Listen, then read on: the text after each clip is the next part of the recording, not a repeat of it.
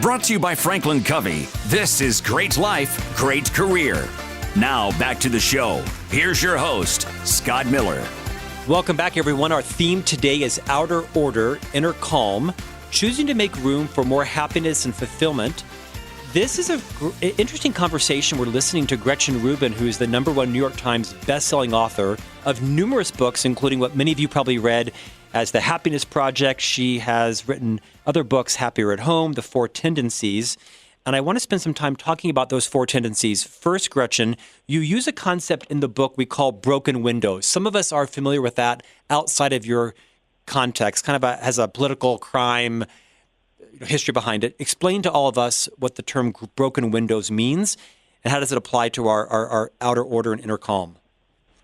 Well, the broken windows concept is the idea that if there are these small signs of disorder in a neighborhood, that then worse crimes tend to follow. That if you have broken windows, if you have turnstile jumping, that these are kind of the thin end of the wedge that then lead to bigger things. And the theory is if you manage these little things, then the big things don't happen.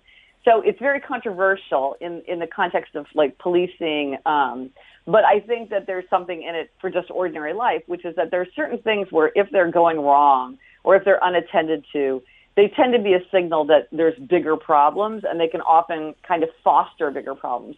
So like a classic broken window in someone's house is a big pile of unopened mail. You just see a big pile of unopened mail, and you're like, that's not good. Like, you look at it, you feel guilty. You're like, man, I got to deal with that mail one of these days. But every day, the pile gets bigger and bigger and bigger. You feel less and less like dealing with it. And, of course, what is in that mail?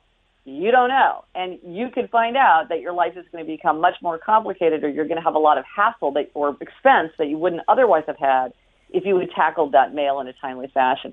So you want to look at, or giant piles of recycling. It's like, okay, it's just going to get worse and worse. It's sort of this festering area in your home.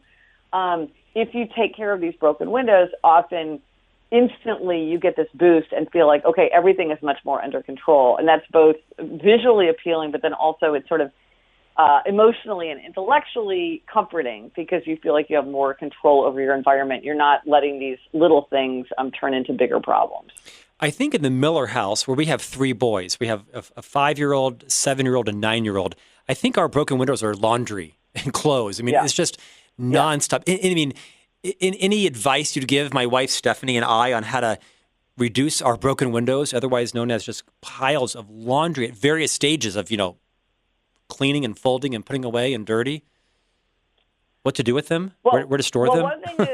One thing is throw money at the problem, because if one of the things that a lot of the happiness researchers say is a great way to spend your money is on chores. And maybe there's something that you spend money on in your life right now where you'd actually much more enjoy the leisure if you redirected that money towards not having to do that, because that's a very easy thing to delegate, and it might be a great way to spend your money if you can afford it. Not everybody could afford it, but the fact that you can do it yourself doesn't always mean that it's the best trade-off in terms of time and money. So that's one answer. Another thing is... so you're saying I could lower my champagne budget and put it towards someone to help with my laundry? Yeah, I mean, there might be a lot of things that you would rather go without and not have to do laundry. I don't know. Are you contributing to the laundry being done, or are you just witnessing the laundry being done? Now, hold on a second. This isn't an interrogation, is it? I think my wife would say, yeah, I'm not a great problem solver on that. Yeah. Well, you're right. So do you do any laundry at all? Now, hold on a second here. My wife says I'm useless because I put it in the wash and then move to the dryer. She says, no, that's not helpful. I need you to help me fold it and put it away. She says, anybody can actually put it in the washing machine. That takes a little effort. So I'm probably not helping as much as I think I am. Right. Well, that's the problem of shared work, which is when people are sharing work, it's hard. There's something called unconscious overclaiming, which is that we tend to believe that we're contributing more than we are. Like in a couple, if you say, how much do you contribute to sort of the total work of the couple, it ends up being like 134%. And that makes sense because we're more aware of what we do than what other people do. And we also tend to do what we think is important. Right. Right. My husband thinks air conditioning is really important. So he spends, if there's anything to be done with air conditioning, he does it. I think holiday cards are important. So I do everything related to holiday cards.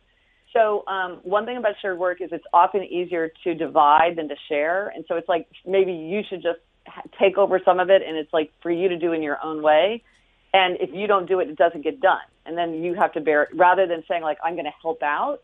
Like, that's very much like how much are you helping? It's hard to know.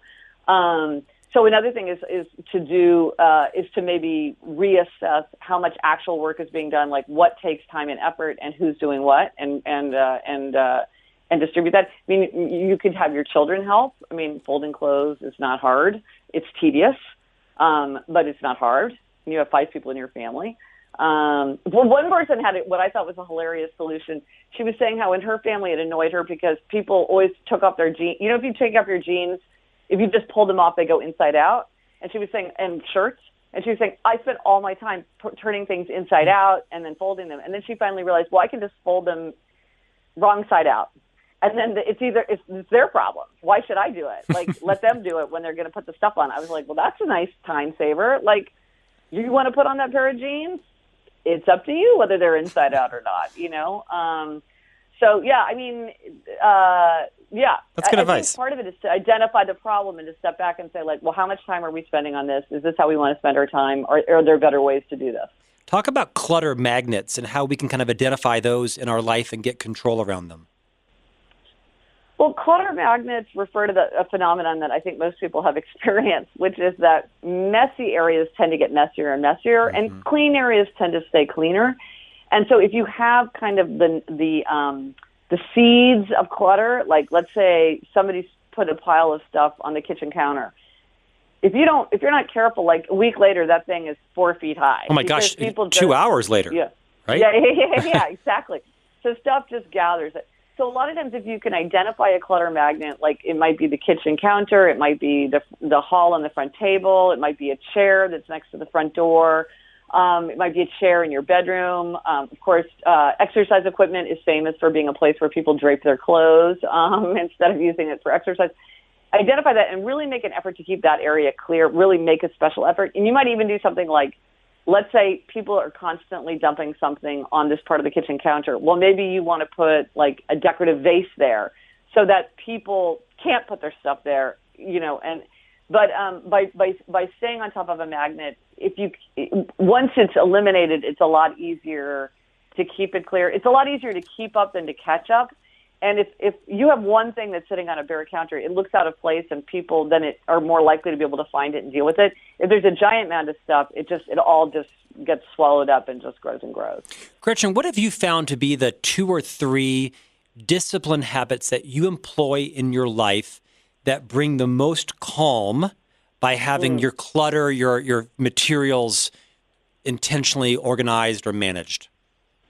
Well, one thing I do is I do the 10-minute closer, which is every time I have a transition, I take 10 minutes and kind of clear out my space. So I'm a morning person, so I'm very tired at night. And so I don't like tidy up my environment before I go to sleep. But first thing when I get up, I'll take 10 minutes and just sort of clean up our family areas. And this is like very easy. This is like putting dog toys in the basket, hanging up a coat, putting a coaster away, putting a cup in the kitchen sink. And that just helps me feel like I'm starting my day clean.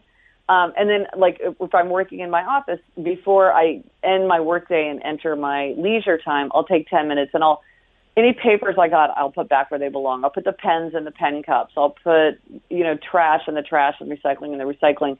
And this, again, it sort of helps me one thing that's good is it helps me transition from one part of my day to the next part of my day.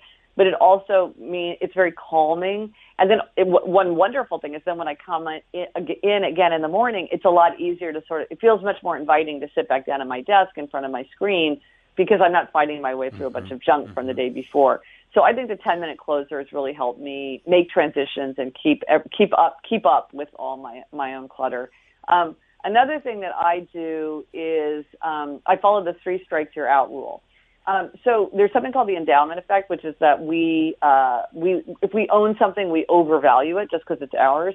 And so that means that we've kind of a default to keeping things. And I've realized that it has occurred to me 3 times, like, should I get rid of this thing? By the 3rd time I'm asking myself that, the question's answered, get rid of it. Because if there's something I use, need, and love, I don't constantly think, should I keep this thing? Because I'm like, I wear this coat every day. Of course I'm going to keep this thing. Or, well, I wear this pair of shoes once a year, but when I need it, and it's really valuable. And so I know that, like, the next time there's, like, a giant snowstorm, I have exactly the shoes I want. I don't question that. But if there's a sweater and I'm like, should I keep that thing or not? By the third time, it's like, yeah, I don't really want that thing. Gretchen, let's finish with this context around the 4 tendencies. You wrote a book by the same name. It basically is a personality framework you devised around how we respond to different expectations. Talk a bit about upholders, obligers, rebellers, and questioners, and how it relates to bringing calm in our life. Yeah, these are 4 categories of personality, and it has to do with how we relate to expectations. Outer expectations like a work deadline, and inner expectations like my own desire to clean out the basement. So depending on how you respond to outer and inner, that depends your tendency. So there is a quiz you can take at quiz.gretchenrubin.com if you want to find your tendency. But in a nutshell, and most people can tell just from a nutshell description, upholders readily meet outer and inner expectations. So they meet the work deadline, they keep a New Year's resolution without much fuss. They want to know what other people expect from them, but their expectations for themselves are just as important. Then there are questioners. Questioners question all expectations. They'll do something if it makes sense to them. So they're making everything into an inner expectation. They don't like anything arbitrary, ineffective, or unjustified. They need to know why before they will follow through. Obligers are people who readily meet outer expectations, but they struggle to meet inner expectations. So this is like a friend of mine who said, I don't understand it. When I was in high school, I was on the track team, and I never missed track practice. Why can't I go running now? And it's like, oh, well, when you had a team and a coach expecting you to show up, no problem. But when you're just trying to go on your own, you struggle. And then finally, rebels. Rebels resist all expectations, outer and inner alike. They want to do what they want to do in their own way, in their own time. They can do anything they want to do. But if you ask or tell them to do something, they're very likely to resist. And typically they don't want to tell themselves what to do. Like they wouldn't sign up for a 10 a.m. spin class on Saturdays because they don't want to know what they want to do at 10 a.m. on Saturday. They want to be spontaneous. And so you can use this when you're trying to create outer order because, like, upholders, put it on the calendar. If it's on the calendar in the to-do list, they will do it. Questioners, it's like, well, why are you doing this?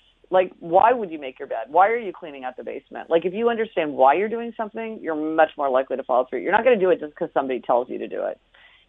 You have to have a reason. And so if you're trying to get a questioner to do something like, we need to clean out the basement this weekend, it's like, why do we have to do it this weekend? Why do we have to clean out the basement at all? We never use the basement. Like, what are the reasons? If you give them reasons, they're much more cooperative.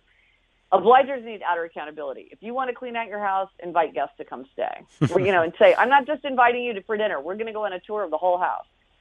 Or think of how your duty to other people. Oh, other people in my household are going to be so much better off if they're going to have more focus and more productivity, and we're going to have less conflict if we have all this outer order. They need outer accountability. Or like hire a professional organizer to come. It's like, if you have the money for that and that would really help you achieve an important value, then that's a good idea. And they provide accountability. And then for rebels, it's like, what do you want? Do you want this to be this way or do you want it to be another way? It's totally up to you. If you want to do it, do it. Like maybe you're like, you know what, this room is full of stuff, but it occurred to me, if I clean out all this stuff in this room, this could be my yoga room. I could have it all cleared out. I could have it just the way I want. I'm going to clean it out right now. It's 2 a.m. on a Monday night, and I feel like doing it right now, and I'm going to. And in the morning, I'm going to have my yoga room. It's like, that's what you want. You can do it. Rebels can do anything they want. So you want to tap into your tendency to help you frame your aim in a way that's most helpful to you. Gretchen, the co-founder of the FranklinCovey company, who's my employer and sponsors this program, was Dr. Stephen R. Covey. And of the many profound things he said, one of them was this idea, if you want big changes in your life, you can work on your paradigms, and that sometimes small trim tab adjustments can have a significant impact. It was a metaphor on the bottom of a propeller, right? Sometimes the small propeller can change the entire ship. At our last minute, what practical next steps would you give Scott and Stephanie, my wife and I? Should we go tackle the kitchen drawer? Should we work on the laundry room? Not knowing our life, what advice would you give someone to say, start here, put your keys in the same place every day, put your wallet here, save yourself 55 minutes. Are there any disproportionate returns in our life that can be made from small trim tab adjustments? Well, I completely agree with that. But as you pointed out, like we each have to decide for ourselves what those things would be. There's no one magic, one-size-fits-all solution because it really matters, for you, what it would be. Like I often say, start with the thing that's bugging you the most.